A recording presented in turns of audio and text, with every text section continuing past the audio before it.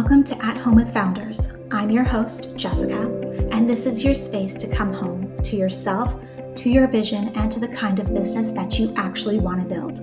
Each episode is a blend of honest conversation, thoughtful reflection, and grounded strategy designed to support you as you build a business that honors your values, your capacity, and the life that you're here to lead. So whether you're listening on a walk, in the car, or in a quiet moment in between it all, take a breath and settle in. And let's have a conversation. All right, welcome back to At Home with Founders, the podcast where we sit down with women that are building businesses, brands, and lives on their own terms. So I'm your host, Jessica, and I'm so glad that you're here. Today's conversation is one that I am genuinely looking forward to. My guest, Ana Escalante Morajan, which is a very bad pronunciation of that. My French tongue would butcher that.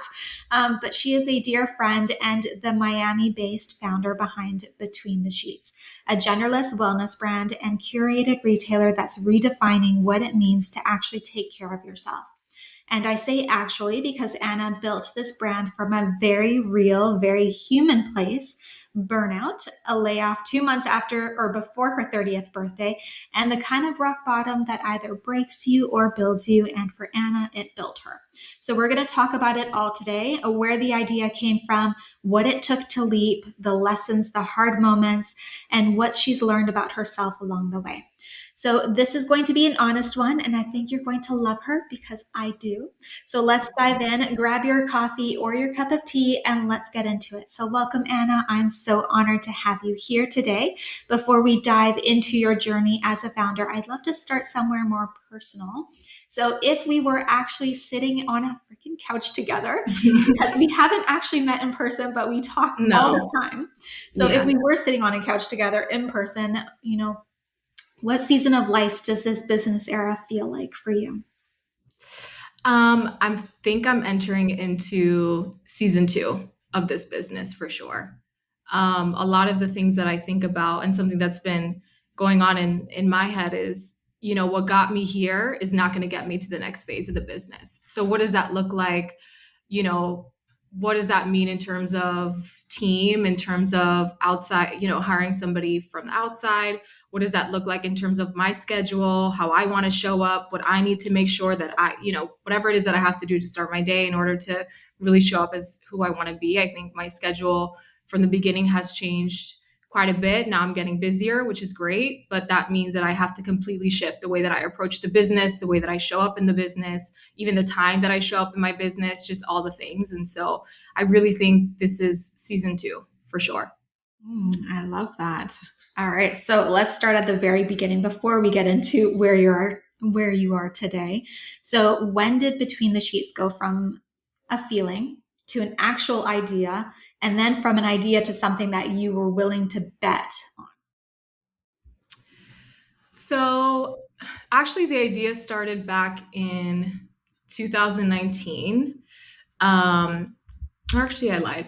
2020, I would say. I was working as a buyer for a beauty subscription company, and I was coming across so many small owned businesses, whether in the beauty space, the lifestyle space, the wellness space. And through that, just conversations with them, I was so shocked at how so many incredible brands were not getting the visibility that they should have.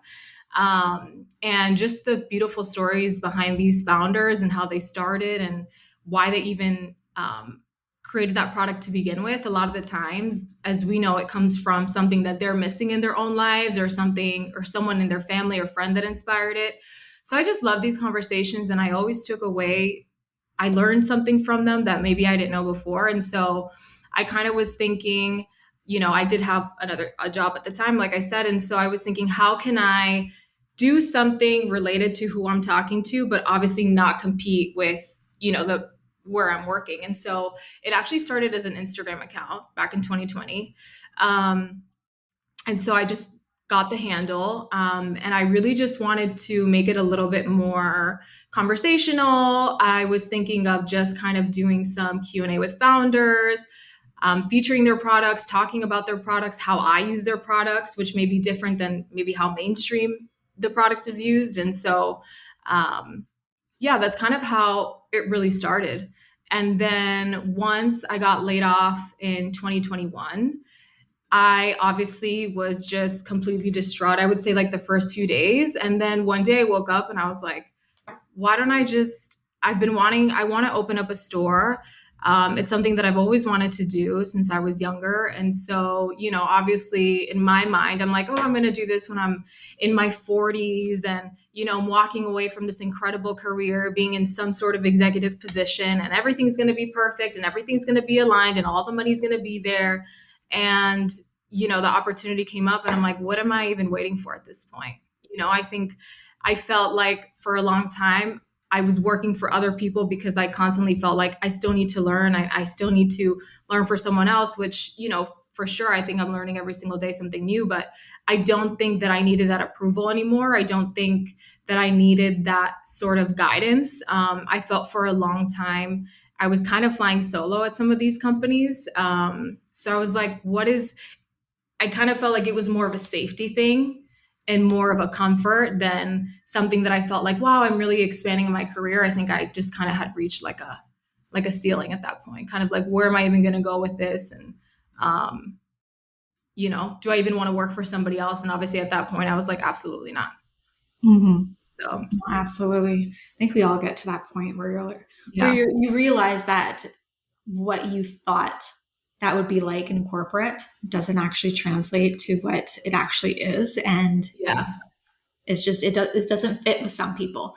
So yeah. I kind of want to talk a little bit about, that corporate experience. So you were a corporate buyer essentially, and, you understood buying and product curation from that perspective, but Mhm. starting your own business is completely different. It's a whole other beast Yeah. when you have to do that for your own brand and you're basically starting these relationships from scratch and you don't have a big brand behind you when you're doing so. So, what did you not see coming when you were stepping out on your own doing that? Um, I think kind of figuring out what this brand was even going to look like. I knew what I wanted it to feel like. I had a very good vision of what I wanted to look like, but when it actually came to writing it down on paper, I was like, I don't even know where to begin. Like, do I begin with the logo? Do I begin with the mission statement? Do I begin with the website and what this is going to look like? I think there was too many different things to do. And for me, for some people that just excites them, like, oh my God, we're going to do all these things, which does excite me too, because I get very bored very quickly, but it actually overwhelmed me. And that overwhelm caused me to freeze quite a bit of like, well, what's the right way to do it? What's I don't want to mess up. I don't want to get sued. I don't like all the things that you're just like, I need to be really careful. And, I had signed an agreement with the last company that, kind of felt like, could I really, am I allowed to work with some of the vendors I used to work with? What does that look like? So I think that I was just really scared, to be honest with you, more so the logistics part of it than anything else. I was really confident in how it was going to look and feel, but I think just getting started with like more of the administrative stuff, I was like, where do people even begin? So my beginning was the LLC. Like that's where, I mean, you have to file the LLC, you have to buy the domain. So I really started at step one. Well, that was step one for me. And then step two really was like, what do I even want to offer? Who is my competitor? And where do I feel that between the sheets is going to be different than my competitor? And where do I want between the sheets to stand out? And what is something that I'm really passionate about when it comes to product and brands that I feel like I could really do well and that people are going to really resonate with? So I kind of started from what I know and love, which is product. And then I kind of built everything else around that. And that's kind of how essentially we started. All right. I mean, I think everyone can probably relate to that because there's just so many more things that come along with starting a business that you Mhm. just don't realize are part of it, like licensing, getting insurance to cover your ass, like Yeah. permits and like all these types of things. Like even Yeah. now to this day, I'm just like, oh, okay, I need that. And then like if you're not an expert in the whole branding aspect and whatnot, which many of us are not when we're starting a business that has either products or services tied to it, we're experts in those areas, in those zones of genius, but there's just so much more. And when you're trying to DIY it and do it yourself and try to figure things out, it becomes very overwhelming and very piecemealed in a way because you don't have the full context. You don't have that experience and expertise behind, making sure that it all is consistent and cohesive across it all. So it becomes very overwhelming. And I totally understand the whole like freeze because you're like, I don't even know where to begin. And Yeah. yeah, I think we're all feeling that at some point, and I think it Yeah, feeling that continues because as your business grows, absolutely. the complexity grows. Things just expand from there. So I kind of want to talk about that moment where you were laid off because I've been laid off once in my life, and it was my last corporate job, and there were so many emotions tied to that, even though I wanted it and I planned to give my notice on the exact same day. And I had wanted to do it for like a very long time, but it was such a cushy job with a cushy pay. So I just didn't want to pull that plug yet. And I think the universe got so sick and tired of me talking about it that they're like, no, we're kicking you out. It's time to go. But Yeah. I was very shocked by how emotional it was for me. Like Yeah. there's something about being let go that triggers something that you may not expect. So, what was that experience like for you? Well, the funny thing is when most people get laid off, I mean, obviously there's a select few that just were like, I never wanted this. Most of the time, what I've heard from other people's stories is that they also were planning to leave. They just hadn't made the decision to leave. And so I was in a very similar position. My wedding, my physical wedding was actually happening that year. So I just kept saying, let me just get through my wedding and then I'll figure out what I want to do. Like, let me just get through this and I will figure out what I want to do. It was always like, oh, well, let me get through this and then I'll make the decision. But I had been going back and forth on it for a while. This was during COVID. So I think the fear that I had is like, where am I even going to go at this point? There are a lot of opportunities in the sense that now we're all working from home. So you don't necessarily need to work wherever that company is based. And typically in the merchandising world, you are physically there in the office. It's very team heavy. It's, depending if you're on the planning side or the buying side, it's, you work with so many cross functional teams. And so you physically are there. So I was kind of like, well, now that there is, now that we're all working from home, maybe there are more opportunities. But obviously in COVID, people were getting laid off like left and right. So there was definitely a lot of fear.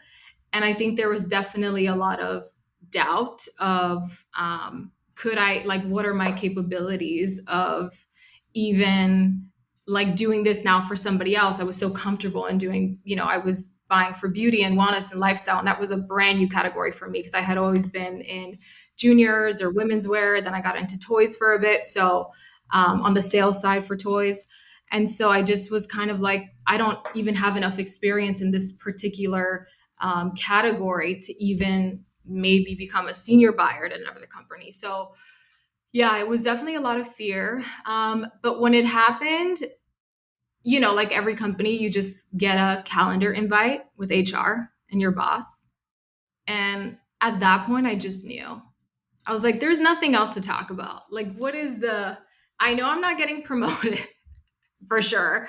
Like, so this has to be, I'm getting let go. Maybe I'm getting written up for something that I did. I don't know. But yeah, I mean, I was definitely in shock. Not so much in shock, like, oh my God, how could this happen to me? It was more so like, holy shit. Like, I didn't even think that this was something that was coming because we had just all of our, they weren't contracts, but all of our, how do you say it? Like all of our employee contracts and stuff like that had just been redone because we were bought by a different company. So people who were let go during that process were already let go. So my contract had been renewed, my salary had been, so everything had kind of reset. So for me, it was like, we just reset this like 3 months ago. So it was more shock from that of like, why did it happen then and why is it happening now? And so obviously, the conversation always like, unfortunately, we have to let you go, blah, blah, blah. You kind of just black out in that moment. And you just are like, for me, I was like, don't cry, don't be emotional, don't be angry, just be so like neutral and just thankful for the position. And, like, thank you for the opportunity. I loved being here. And then just saying, okay, well, everything else will kind of follow through email. So that's kind of how it was. I kind of just stayed very neutral in the moment. I feel like time itself froze. And my husband was working from home, obviously, at the same time. And so he's over here talking to God knows who in meetings, laughing. And I'm over here getting like essentially laid off in another room. And so actually after the meeting happened, I just sat in at my desk. My desk was in my bedroom at the time for literally the rest of the day until he was done with work to just tell him, hey, so I don't have a job anymore. Like, it was my last day. I didn't get anything. You know, but it was very shocking for sure, but also liberating at the same time because I felt like if the universe hadn't stepped in to make that decision for me, I don't think I would have made it myself. I think I would have found excuses to continue being there. Um, so similar to what you said, I think sometimes the universe has to step in. God, the universe, whatever it is that you believe in, sometimes has to step in and say, like, this isn't for you. So I'm going to shove you out of the situation because you've had the opportunities to get yourself out. You're not getting yourself out. You need to get out. So I'm just going to do it for you.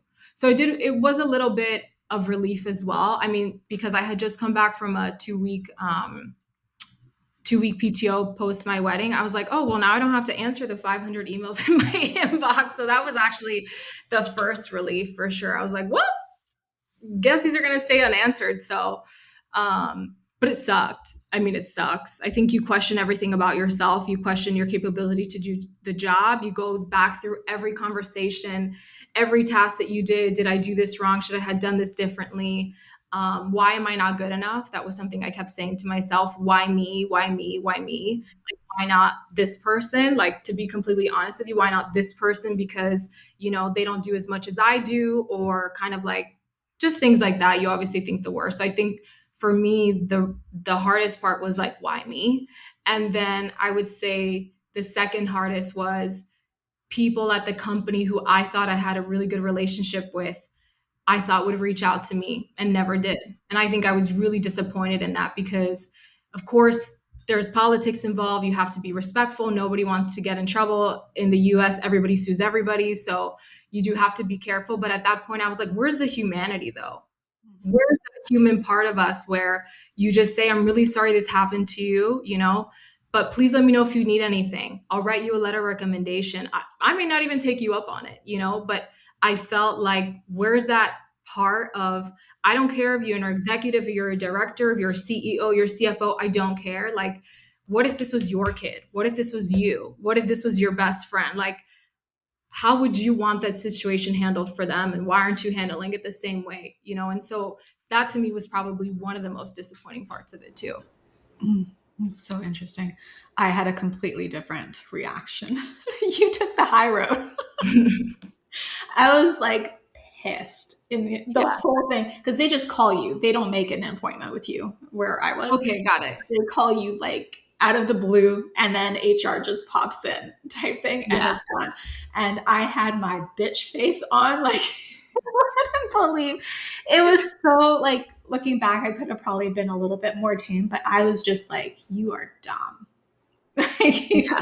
I'm like, really, after the amount of time that I've been with this company and the amount of work that I put in, this is what you're giving me as severance? I'm like, this is like inexcusable. Like, I was like legit, no, for sure.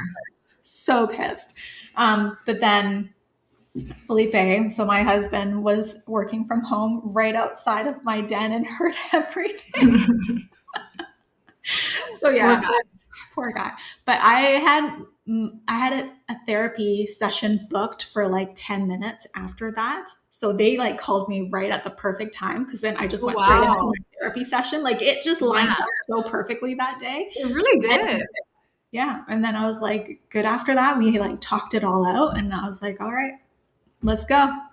Yeah.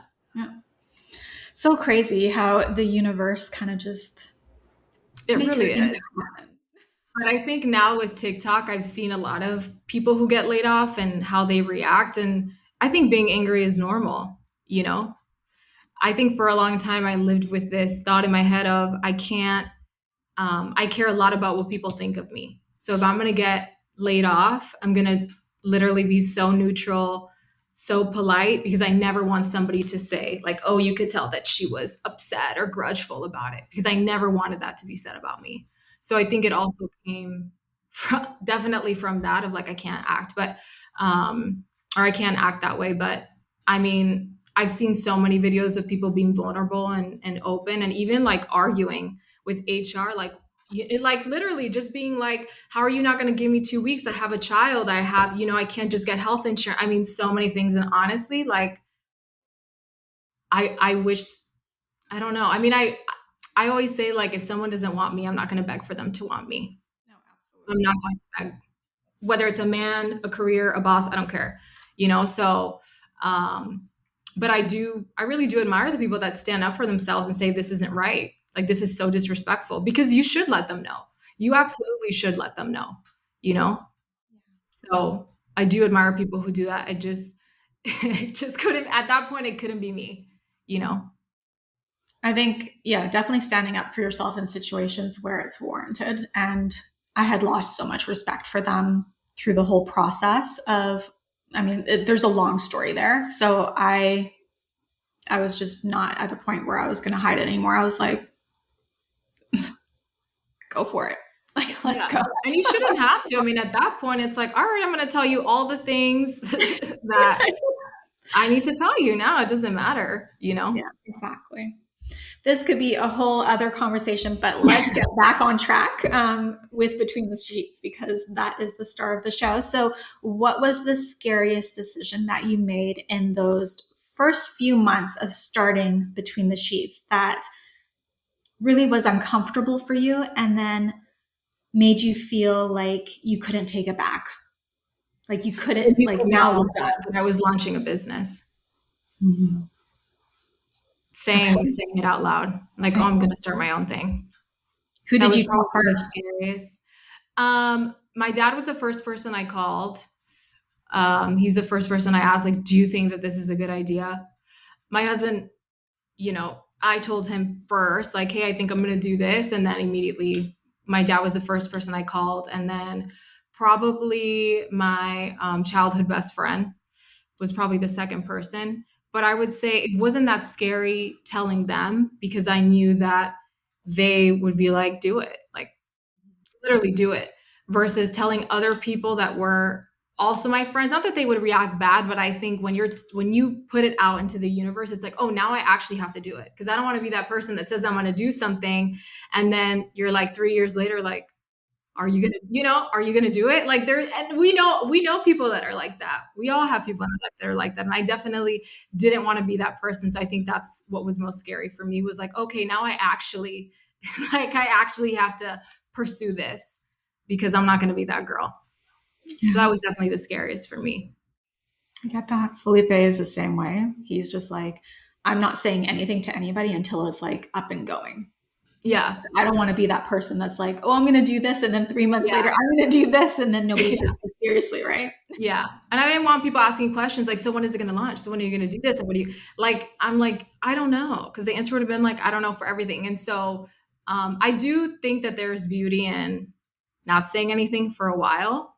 I think that if you want to start something and just keeping to yourself and being like heads down, there's nothing wrong with that. And for a long time I was really quiet about it, and then eventually when people were like, well, what are you doing with work, and then I was like, oh, I'm actually starting a company called Between the Sheets. But I also don't like to say anything until I'm fully ready. Are we ever fully ready? Probably not. But I'm also very similar to your husband, where I won't say anything. I'll just be working on my own thing, and then when the time is right, I'll say it. I love that. Now, I know we have low moments. We talk about this often because we co-work together every week. Mm-hmm. But aside from those moments where it's just temporary moment and you're just having an emotional period or day or something like that. Has there ever been a moment where you seriously considered stopping? Where you seriously considered throwing in the towel and closing it down and just maybe going back to corporate or doing something else entirely? Um, Probably when we're not really getting orders. Um, is when I'll start to think like, do we even have anything good? Like, who else is going to find us? How are people going to find us? When I feel like it's very quiet on that side of things, I get really nervous um, because I don't know who's going to order. I don't know, you know. Obviously, at the very beginning, it was all my friends and family, which is so sweet. And then obviously through time, it became strangers. So that's always very exciting to me when it's literally someone I don't know. But I would say anytime it's been quiet, I will start freaking out for sure. Um, and then I would say I started quite. I started the business with a good amount of money. It's been self funded, so once I saw that number dwindle down um, from, I would say 2022 is really when I started everything to 2025. You know, at that point, the money had been spent on trips, on hiring people for marketing, web design, like all the things, the lawyer, the legal part, which is huge. Once I saw that money dwindle, I was like, what am I going to do? Like, you know what I'm saying? That money for sure is going to come back, but is it going to come back? You know, I don't know how fast it's going to come back. I don't know. It's going to take a lot of orders to get back to that. So I think that's always the scariest part. And I think anybody that's bootstrapping a business, I mean, they talk about money, it just fluctuates so much. You know? And I think my only way of calming down that fear is saying I have options. I will always have an option. The option could be to get a loan if I need to, a line of credit. Like I will have options, you know. And I also work for my family's company part time, so I do have income coming in from there as well. So another thought of mine has always been, well, I could take up more days. You know, I work 3 days there, so maybe I do four, maybe I do five, whatever it is. But I would say like that's probably the time that I'm just like, I don't want to do this anymore. This is so stressful. Like, I don't know how people live with this kind of uncertainty all the time. And again, like, I find that exciting. You know what I mean? I'm not a rigid person. So I like flexibility. For flexibility, I like not knowing. I like, you know, that excites me, but to a certain point, like to a certain degree that you're just like, you know. Um, but yeah, I mean, I think we all think about it, all of us. I don't think there's ever a time that, you know, I'm sure there's people that are just like, no, like this has to work. If this doesn't work, there's nothing else. I can't think like that. I mean, I would love to be like, this is it or nothing. I I don't know, something there has to be something that I tell myself like, oh, this is always an option. This is always an option. I can always go there, I can always go here. That for me provides a little bit more safety and a little bit more stability just in my mind because it allows me to be like, I'm not I don't lose everything if this doesn't work anymore. You know what I mean? Um, but I mean, I think it's a constant fear. It's a balance of like, I mean, but the truth can, I mean, that can happen with any business. You know, we've talked about this before where there's companies that are backed by celebrities and they completely fold. They file for bankruptcy because they're not getting the people through the door, whether it's a hotel or a restaurant. It happens so much. And so that is also something that kind of helps me a little bit is like running a business is hard, owning a business is hard, starting a business is hard. And it's hard for everybody. Even if you're a celebrity and people, you know, they admire you and they want to support celebrities, even that business can fail. So it's okay. Like it happens and it has nothing to do sometimes it really has nothing to do with you, you know, and we're in a really hard place economically. So I feel like it's just tough for everybody too. Yeah, I can totally agree. It doesn't, I mean, it doesn't matter. It could be happening at, a 7, 8 figure level. It's the economy can change. Another virus can come out and like completely wipe out your business. Like you Totally. never have any guarantees with anything. And I think it's refreshing to hear that it's okay to have that backup plan, to have that safety net there. You don't need to be all in it to be validated as a founder. Right. You know what I mean? Like you can make it your own. You can make the Yeah. journey now. Yeah. And I think you have to know what that line is for you. I mean, there's people that are like, I don't know, or I've seen stories of founders like, I didn't even know how I was going to pay my mortgage the next month. Like, I won't, that's something I won't cross. You know what I mean? That's a line for me where I will find a solution before it ever gets to that, And thankfully, I have a husband who has a really good job and, really provides. And, the reason I'm able to do what I do is because, he is a provider and he's able to support me in that way. But that's something for me where I would never put my mortgage on the line or something like that. Like that to me is too far. There has to be another option, you know? But I respect the people who do that, but I think you said something really, really beautiful, which is like, just because you don't go all in that way doesn't mean that you're not all in for your business. It can look different for everybody. And everybody has their boundary, everybody has their line. So I think it's important from the get go that you know what it is. Yeah, absolutely. What are you comfortable with? Like as Mm-hmm. a risk, you know what I mean? And build something around that, right? Right.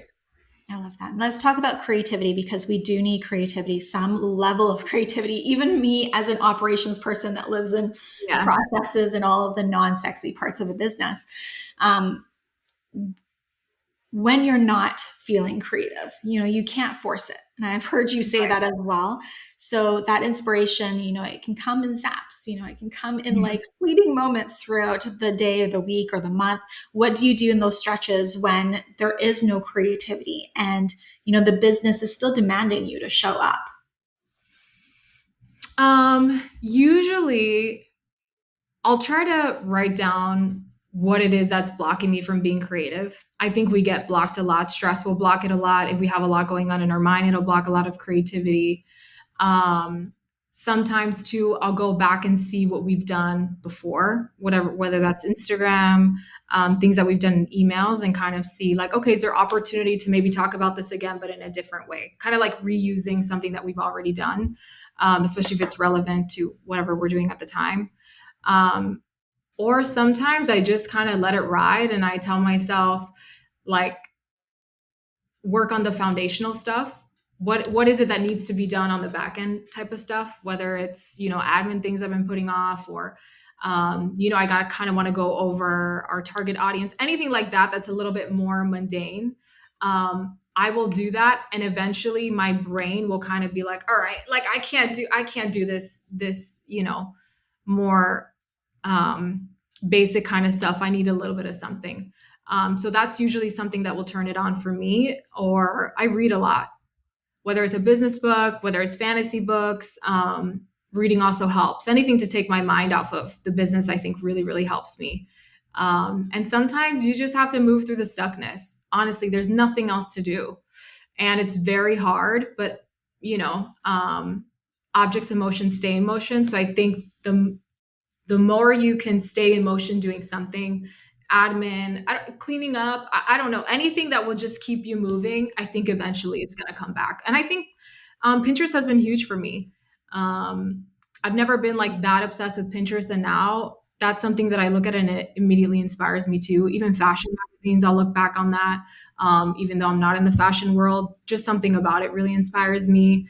And yeah, I would say like that's what really helps me, but it happens often. I mean, there's only so much output that we can do before we just are like, all right, like I need some more input in something else, and then I need to output in another way. But it happens to all of us. I mean, we're not machines. We're not, sometimes there's a lot going on in our lives and it's just hard. It's hard. So you got to ride that wave.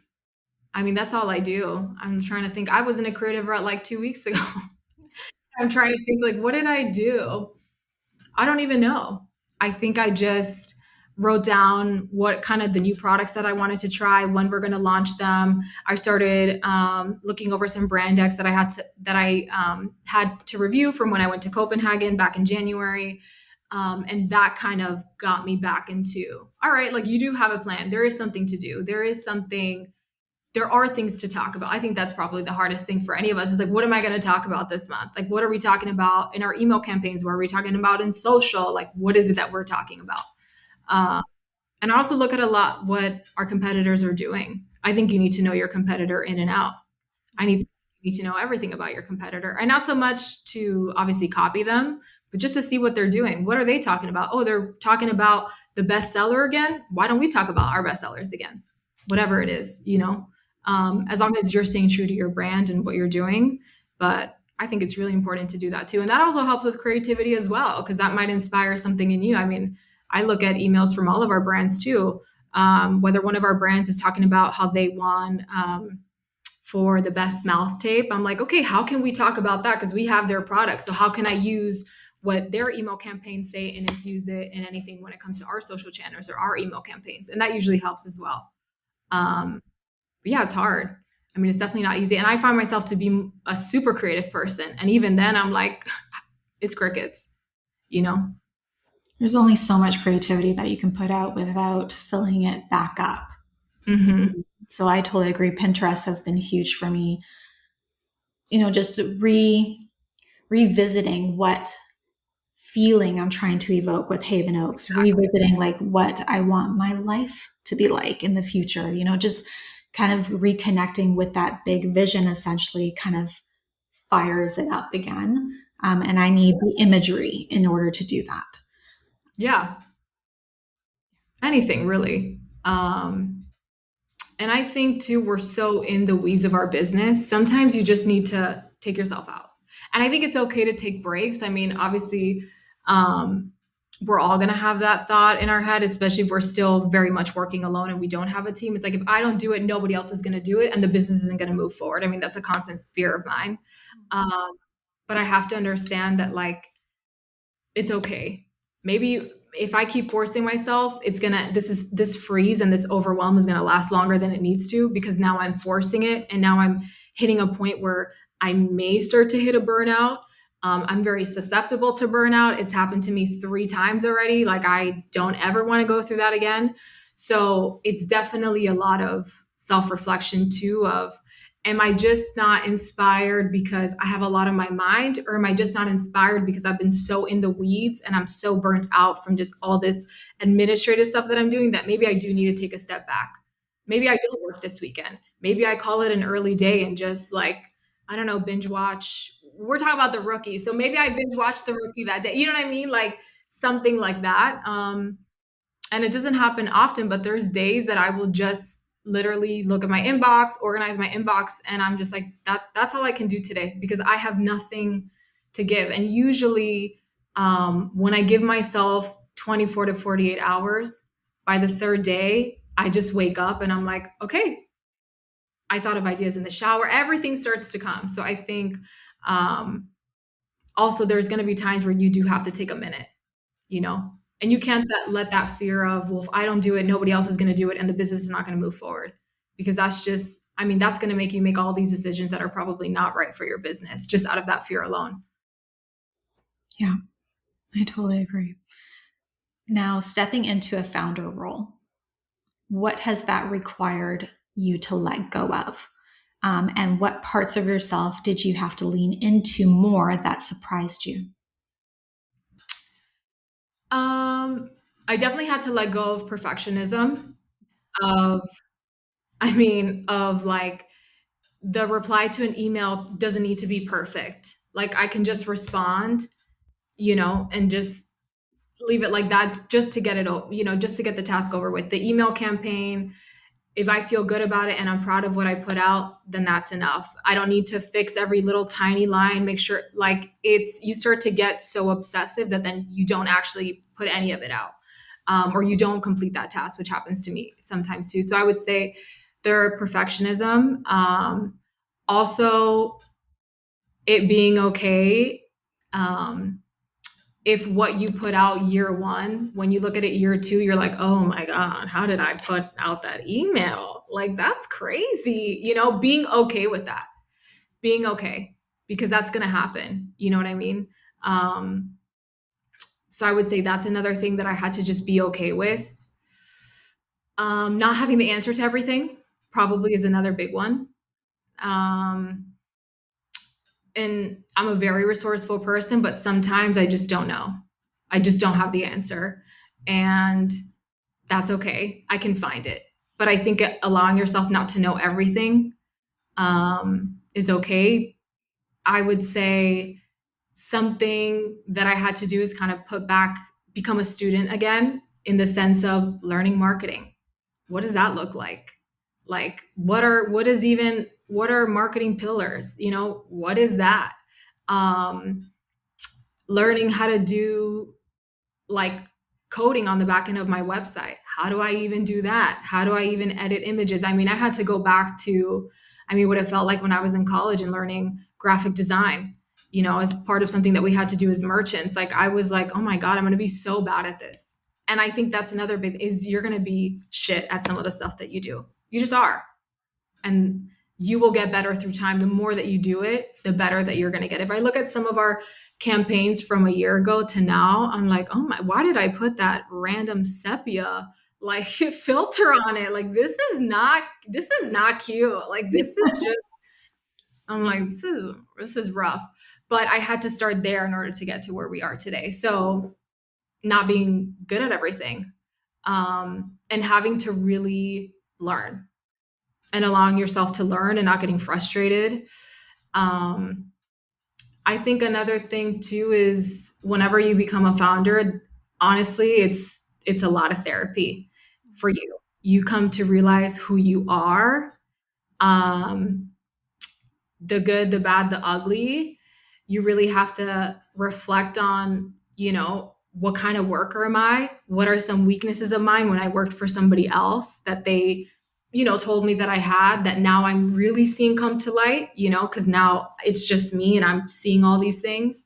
Um, Boundaries is a big thing with friends or family, working with contractors, and being the one that makes the decisions at the end of the day, and not having like a boss to be like, sometimes I would feel really bad rejecting brands and being like, oh, we're not going to accept this product at that time. You're just like, oh my God, I know how hard it is to even get to this place. And, for a brand to present their stuff and even create product, like to tell someone like, we're not interested, you know? So I would have my boss tell them, I'd be like, can you just, can you be the one to, you know what I mean? You don't have that anymore. I can't say, so my boss said that we can, now it's like, so at this time, I have to be the one to tell them.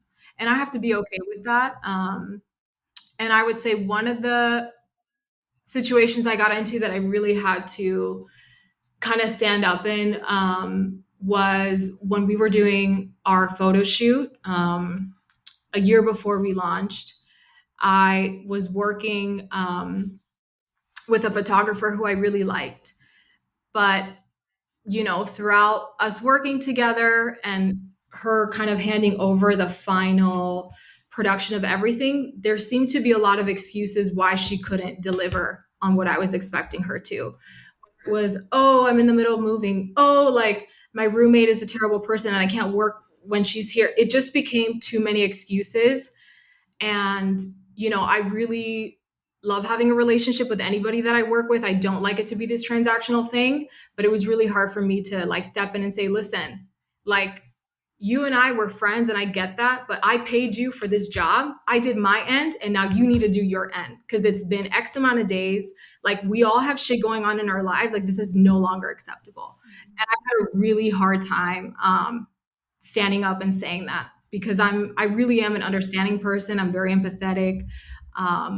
But sometimes, like, as a business owner, you really have to put your big girl pants on and be like, no, if I did what I had to do at my end, why can't you do it? And I have a lot of shit going on in my life too.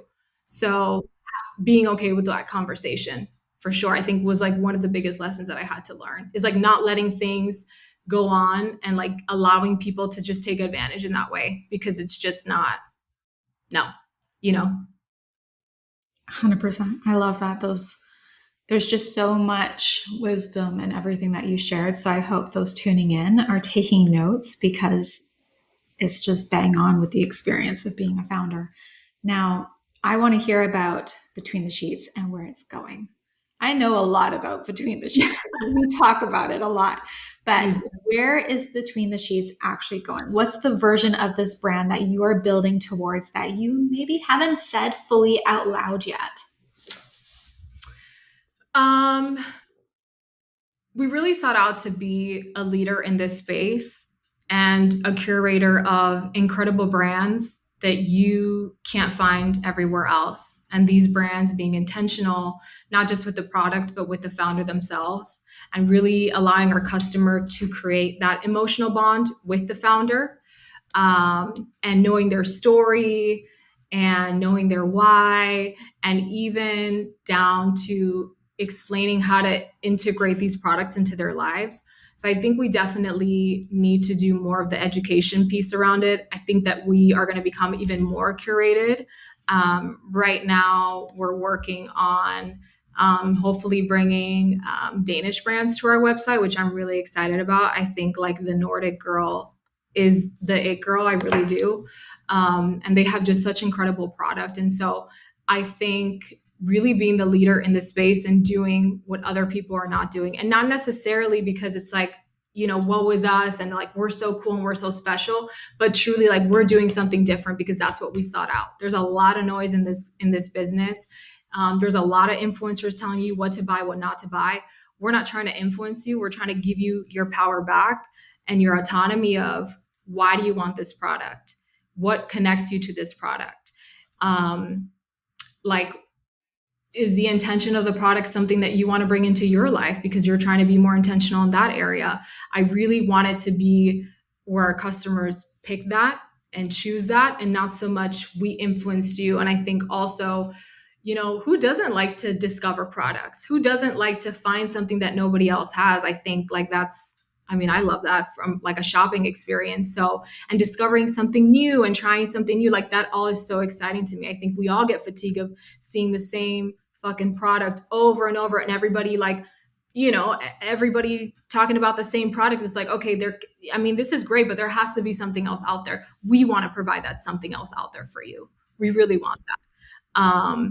And we also kind of want to showcase incredible brands, and just things that maybe you've never thought of including into your, what we don't use the word routine, we use ritual. So how can you include this new product into, your ritual for the day? And I would say like that's something that I'm seeing more of, is that we're going to really start to partner with more international brands than we are right now, and really creating these beautiful stories around them. Something that we're doing a little bit different this year too is, last year we used to just launch products. Every month we were launching a new skincare product, a new body care product. We also sell sexual wellness, so maybe a new sexual wellness product. We were just launching newness. And sometimes there was a little bit of thought behind it of, oh, this is like the perfect month to like launch this scent of body care because whatever, it goes with the season. Now what we're doing is we're creating more assortments. So in the summer, like what do people want? They want that glowing body. They want to feel good. They want to, you're in your bathing suit, so you want to feel like you're sexiest and your best. What products can you add into your ritual that are going to help you feel that way? Whether that's, something for your mental health, something for your body, something for your home. All those things can help us feel our best no matter, what time of year. But that's more so what we're thinking is, what do people want and what can we give them that maybe they don't know that they want, that really goes into this season for them? So we're definitely being more curated in that way. And that's kind of where I really see us going. My dream, hopefully, is to create a big enough community where we can do pop-ups in Miami. I would love to do that, like a weekend pop-up, so people can come, experience the brand, touch the product, get to know me. Maybe have some of our founders be there as well that we partner with, and doing like little activations and stuff like that. I would say like that's where hopefully I see us going and just expanding. whatever that looks like. Definitely more community-driven events for sure is something I'm really interested in doing. Love it. All right. Well, that is a wrap on today's conversation. We are definitely going to let everyone know when she does these pop-ups so that you can get in there. If you are local to Miami or Florida, if you want to travel a little bit more. But I want to thank you, Anna, for joining me today and for being so honest and open about your experience building your business. That's exactly the kind of conversation that I started this podcast for. So to everyone listening, I hope that this one stayed with you the way that it stays with me every time that I chat with Anna. If you want to explore Between the Sheets, shop the brands that Anna curates, or just follow along with what she's building, you can find her at betweenthesheets.com and on Instagram. All the links will be in the show notes. And if today's episode resonated with you, please share it with a woman in your life who's building something or thinking about it. And if you haven't already subscribed wherever you listen, do so now so that you never miss an episode. But until next time, thank you for being here. Thank you so much for having me. Thank you for being here. At Home with Founders is more than a podcast. It's a space for thoughtful, intentional women building businesses that are meant to last. If this episode resonated with you, I'd love for you to take a moment to subscribe, leave a review, or share it with someone who would feel supported by this conversation. And if you're craving deeper support, guidance, or structure inside your business, you can always find me at Haven Oaks. Until next time, keep building in a way that feels like home.